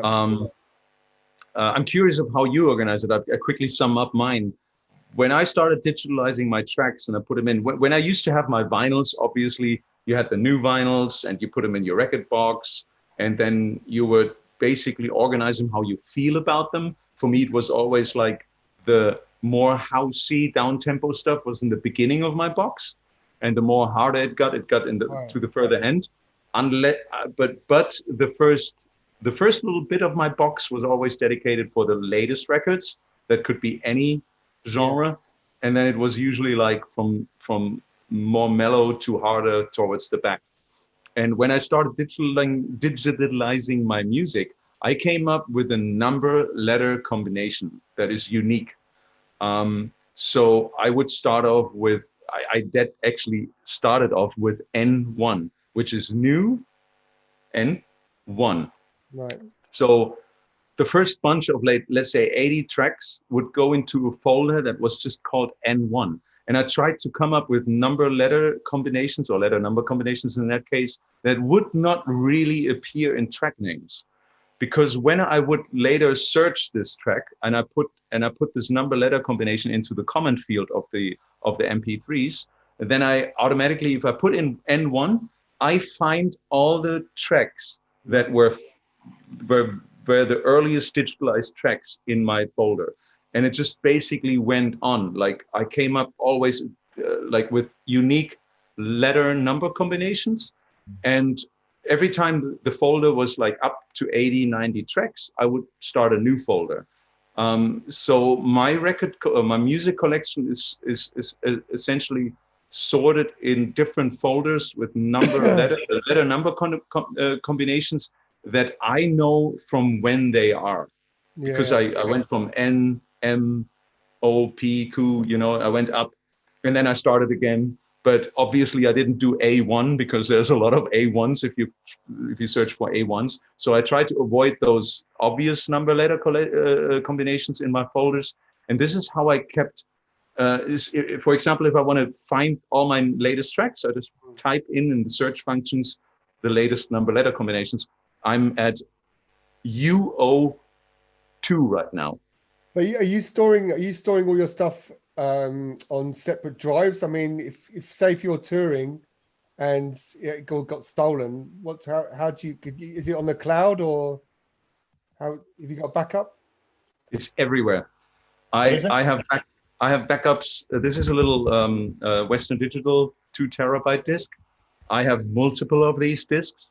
And every time I first have a time machine backup here, multiple time machine backups, and I have loads of these little 2 terabyte disks. And every time I do time machine backups of my actual tractor computer on multiple disks. So even if my tractor computer dies, I still have my backups. I carried 2 backups with me when I was on tour. So if my computer would die, I would just need to get a computer and put it on there, and I would have the same thing. If 2 of those backup die, I still have a 3rd and a 4th and a 5th one. It's just a matter of keeping them actual, and you keep backing them up. Because for those guys out there who think a backup is just 1 copy of your original, that is not a backup. A backup is only called a backup when you have 2 copies of your original. Then the second copy is your backup. I feel like making a backup after this. Good. So whatever happens, I always have my music, because this is essential to me. It's like you have to have your music on different places, in the cloud, everywhere. Like keep it everywhere. So you're not really. And usually after every set I played, I did the time machine backup on 2 different disks. And when I came home, I did it on my main computer disk. And it's just, I'm pretty crazy. I have boxes full of hard disks. It's insane, actually. And the problem with all those hard drives is like eventually they won't mount anymore. They all fail. So that's at some point. That's why you have to keep them changing, Yeah. Well, how do you guys do it? I have 2 laptops. I have like a work computer and then my DJ studio laptop. And I listen to music on the work computer. And if I like the track, I transfer it then to my DJ laptop. And I keep everything organized. Everyone's always asking me how, so I'm glad I'm answering this. I use iTunes. to create playlists. So I have a playlist folder for the year, and then within that I have folders for I have playlists for different genres, and then I key all my music using mixed in key, and I make playlists of different sets that I would play for different places, whether it's a festival or because my sets are so varied that it's easier if I have a starting point. So I like to make playlists because I can insert things that are really old as well, and not forget at the time to play some things that I was thinking of. And that's always for me the roadmap. I love to have a roadmap, but then I love the freedom to be able to go off the road and then come back if I need to. And that system works for me. It's how I've done it, for years. Matt and David, you're both running on Rekordbox, right? Yeah, but I mean, I'm with me. It's kind of been in the last 2 years I've really started to build libraries now. So I'm even having to buy a lot of stuff that maybe I've remixed, or say with the Quiet Village project we did. We're working on with Joel. I've been trying to build a really, really nice library of all of the productions we've done. So, but it takes time, all these things. And with the DJing, it's the same. I think it's nice if you can just have a great selection of things, of classics, things that you might want to pull out, as well as you said, Chris, having your new tracks, but always being able to have a go-to file or folders, is really important. But and yeah, I'm constantly updating them always. But I'm just at the moment, the thing is, I just bought like a 5 terabyte drive to just kind of try and amalgamate some projects. But I know that's even too small. And now you've said about backing up. Now I'm going to have to order another one off Amazon tomorrow to back up that hard drive. So yeah, it's a constant battle, I think, backing up. Yes. You, David? How do you organize it? I think the way I organize stuff is it's not that great. I generally go month by month. So when I'm downloading promos, I'll make a month, like for instance, May 2020. Whatever I downloaded that month all goes in that folder. And then whenever a gig time is coming up, I'll go through my May folder, make a playlist on Rekordbox, and just start dragging tracks that I feel that I'm going to play at that gig. And then I'll generally keep on my USB like at least 2 years of playlists on there, so I can jump back to old playlists from other gigs. Like Ali said, sometimes I'll make a playlist for a certain party, and I'll remember tracks from there, and I'm like, oh yeah, I remember I played this track from here. But track names for me I can't remember track names. I can't remember artist names. I'm terrible at that. So I put comments of what the track is. I'll say like peak time, deep, heady, jack-in stuff. Unless it's something that I play all the time, I'll remember it. But I can scroll through my playlist and see like, okay, if I'm looking for like a jack track, then bam, I can find one easily. As far as backups go, yeah, I got the external drive. I do the cloud backup. I use Backblaze to do cloud backups. So Okay. I have all my stuff backed up there, and just like, yeah, hard drive sitting in a drawer somewhere. I haven't heard of Backblaze. Yeah, online. Yeah. It's nice. Yeah. Like it can run on your computer in the background. Like I can see the icon here. So like you can have it run where it's heavy, where it'll slow your computer down, or slowly while you're doing other stuff, and it won't slow your computer down. It's actually pretty nice. You back up your whole laptop. Everything, man. My laptop, my studio PC, my external hard drives, anything you attach to the computer, you can back it up, and there's no limit on storage. So if something crashes, they'll send you hard drives of your backups. Wow. Wow. Yeah. Backblaze. So like if you're, well, you don't play with a laptop, so. No, yeah. Yeah. So like when I DJ, I have a little USB holder, and I'll bring like 4 of two of the same, and then 2 of previous versions. in case the new firmware is not working on the CDJs. But honestly, I think it's happened one time. Most of the time, it's never failed. So never had that issue. I think we could do a whole nother show about how do you organize your Totally. music on your laptop, because I haven't even touched the subject how I'm organizing my music actually on my Tractor laptop. That's a whole different subject. But in hindsight, I have to say, why didn't I actually think of that idea to just to do my folders not with a letter number combination, to just use the year and the month and something like this? I think it's too late to change that now, right? After 20 years? It's not, but yeah, if after 20 years, it's going to be such a huge change. You're going to be like, wait, what the hell did I do? No, I'll stick to my system. If it's working for you, then keep it that way. It's working perfectly. Everyone's different, yeah. Rafael Mossas. I was just laughing early on because Rafael Mossas was asking, how do you deal with all the fans that pop up in the booth while you're playing? And our friend Carl Geiger is watching, and he had the instant answer saying, "You fart."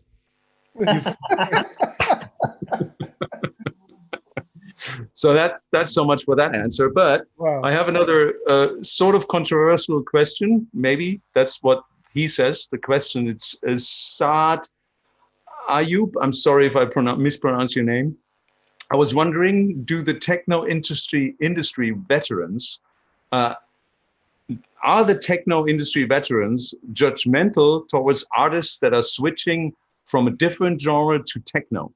Would you play a track or support that artist or sign them if they are trying to make the switch? 100%.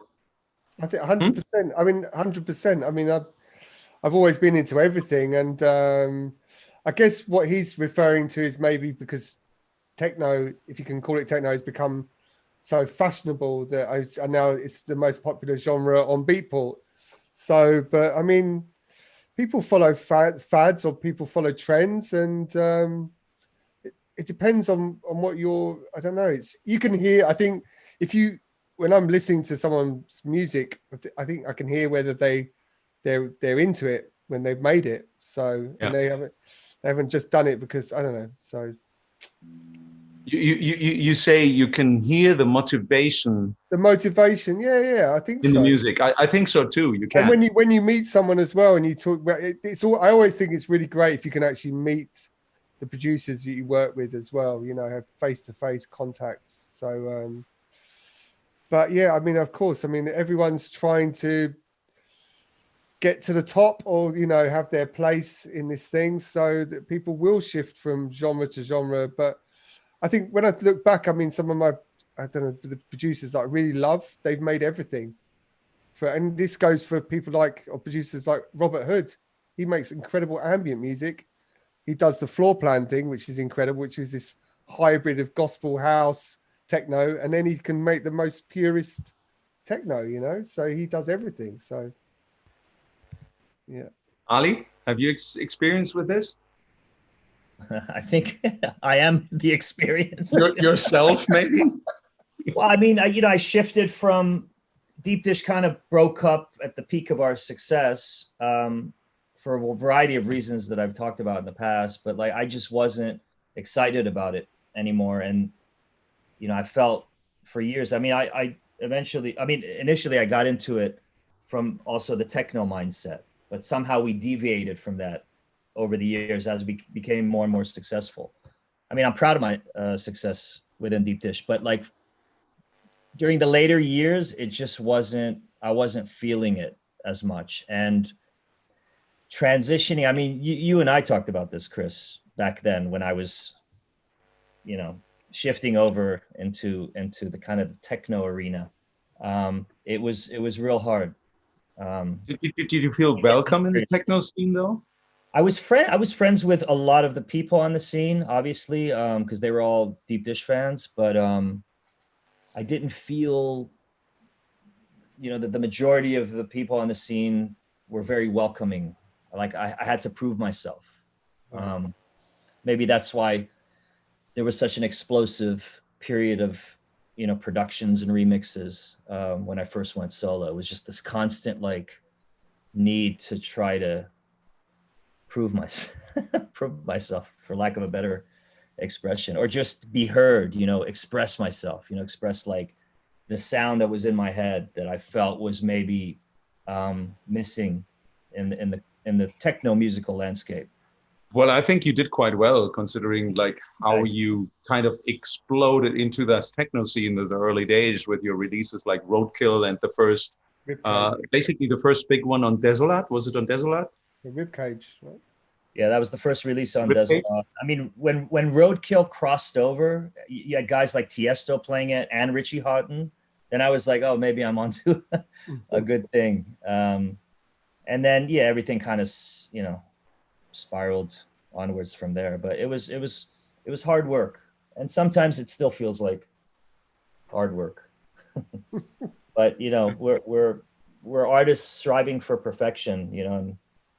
And I don't feel like I feel like I've made a lot of great music, but I feel like there's so much more creativity to mine. You know, there's so many more ideas that I feel like haven't been fully explored or fleshed out. So that's what kind of motivates me to keep doing this. I don't know if David, how do you feel about new artists crossing over? Would you help out? Would you be like there, like? Yeah, I think before in the past, like I would have kind of talk a little bit of shit because it'd be like, oh, you only want to do this because techno is cool. But as I've gotten older and myself personally, I've realized that I want to make other genres besides techno as well. And then I'm telling myself, like, how am I going to cross over into this genre? Because like, I want to make some house or some like lo-fi house because I really enjoy that stuff. And how is Trunkay going to, you know, come across to this genre where the people are going to be like, oh, he's only doing this because it's cool or something. So before I think I would have my reservations about it, but now as I get older, I'm like, do whatever the hell you want to do, you know? Like if this is what you want, if you're doing it only because it's popular, then maybe that's not the greatest reason to do it for. Not that I would totally dismiss the person. They might generally enjoy it. But now I think just as you get older, you just kind of start giving a shit less. So you're just like, yeah, do whatever they want to do, you know? Like if you do a really good job, people are going to receive it well, or they're going to hate it. Like that's it. So yeah, I think it's all about just being honest with yourself and the work. You know, if you're honest with the work, then do it. And you know, you don't want to have regrets later in life about not having done certain things, you know, like crossing into other genres and whatnot, you know. Like, and especially these days, like who do, I don't think it really matters anymore. Like there's DJs that can play all techno sets. There's DJs that can play house and they can jump into drum and bass. Like I think that actually makes you better as an artist, that you can cross through all these genres and do really well and mix these genres very well. That shows your musical output. And like, why does it shouldn't even matter, to be honest. I think maybe 20 years ago or even for longer, I mean, I think you had to be more adaptable anyway as a DJ, because when we all started out, I mean, I would play everything from house to techno, hip hop, and all sorts. So exactly. Yeah, I think it's just because I think kids see it as, I think techno is this fashion thing. And so it's one of those things. It's like, just, don't play anything else except this, you know, like, and they're going to get angry, but it's such a small percentage of those people that actually care about that. Exactly. Where most other people, they just want to hang out and hear good music, regardless of the genre, and they'll appreciate it. So do you guys today feel more freedom to explore different genres or incorporate different genres into a DJ set where you only have like 2 hours? Obviously, I think we all do. We have longer time if we're playing open to close, but in a 2-hour set, are you really thinking, well, you know, they just kind of want to hear me do my thing? And well, these days we could just stop and have a cup of tea because there's no and come back to it. Because it's stop and throw on a jazz record and go to the bathroom. Yeah. Maybe I think maybe at gigs you're kind of expected to play a certain way unless you're a DJ that's already known for this specific style, or you're a DJ that's known across all these genres. Yeah. But I don't think people would really care as much anymore. I think they're more open to whatever genres now. Especially now that online you can literally listen to anything you want at like the swipe of a finger. Yeah. Yeah, and then I guess there are DJs who are known for incorporating multiple genres. You never know quite what you're going to get. So they've established that tone. Yeah. From the get-go. Like our beloved Andrew Weatherall. Cheers to him, the late Andrew Weatherall. Yeah, rest in peace. Another legend that has left us this year. That's right. That's a big Guys, we've been doing this for almost 2 hours again now, and we don't even have a guest. Do we have a guest next week? I don't know. Do we have a plan for this show at all? Anyways, do we have a system? Do we know what we do? No, we don't. Who's inviting the guest next week? David. David, there you go. Oh no, we do. We talked about it the other day. We do. David, do you want to? Should I say it now? Am I putting? Yeah, I think. Why not? You know what? We abandoned the idea of the surprise guest by now, I guess. Yeah. So you might as well make some advertisement for next week. Yeah. Well, I invited Dan Eats Everything. I think he'd be awesome, and I know he's totally up for it, and he'll be a fun guest to have. And yeah, cool. So Mr. I love the guy. He's an amazing person. Cool. He's funny as shit. So to everyone out there, next week our guest will be Eats Everything, and 9 p.m. Thursday night, Central European time. Does anyone want to answer one last question before we wrap it up here? Sure. There's a million. Good one. We can ask a future question, which just came up. Let's just go with the flow, which just came up on the screen here. But Amir Ha, what do you think? Will there be a techno scene in 10 or 20 years? Yes. Will there be? A techno scene in 10 or 20 years. Why wouldn't there be? Yeah, it's not going to go away. I would put the question around, like, why wouldn't there be? Because there's no humans anymore, maybe in 10 or 20 years. It'll be completely different, maybe. Hey. Well, most likely, but of course it's going to be around. Yeah, it's funny because my youngest daughter, she got a different phone today, and I actually filmed her unpacking the phone. She was like, "Why are you filming me?" And I'm like, "Because in 30 years you can show this little movie to your kids and tell them that was a phone. You actually hold it in your hand and you were talking to people through it." And she was looking at me like, "Oh yeah, because in the future you just do this and then like this and this and this and this and this." I'm like, right. Yeah. So yes, there will be techno scene because that's not going to go away as long as humans are there, I think. Even if they're at home and you can never go out again, you can just sit at home and with your VR machine and just virtual party. It's going to be something like that. And it's funny when you just talked about like getting into different styles, and I was thinking about my 6-hour sets that I've been doing, and I've been doing 4 of them already in the lockdown. And that maybe I'm extremely narrow-minded, but there have been 6 hours of relentless techno each time. I'm not sure what's going on in my head right now. Maybe try 12 hours, Chris, next time. Yes, I'll try. Just go as long as you can until you just keep drinking until you're just like, I can't. It's like, guys, let this lockdown go on for another 50 days, and I'm just going to do a live set until I just fall over and sleep on my floor. Or go for and wake up because the fog machine is constantly blasting in my face. Could go to world record. Yeah. Like 30 hours. Just dig through all those N1 or N2s or whatever you have them labeled as. M2s. I'm going to go through all M2s. Cheers, guys. Cheers. Are you still with the same beer, David? You've killed your Modelo. I grabbed this Los Angeles Ale Works. Second one. That's my second one.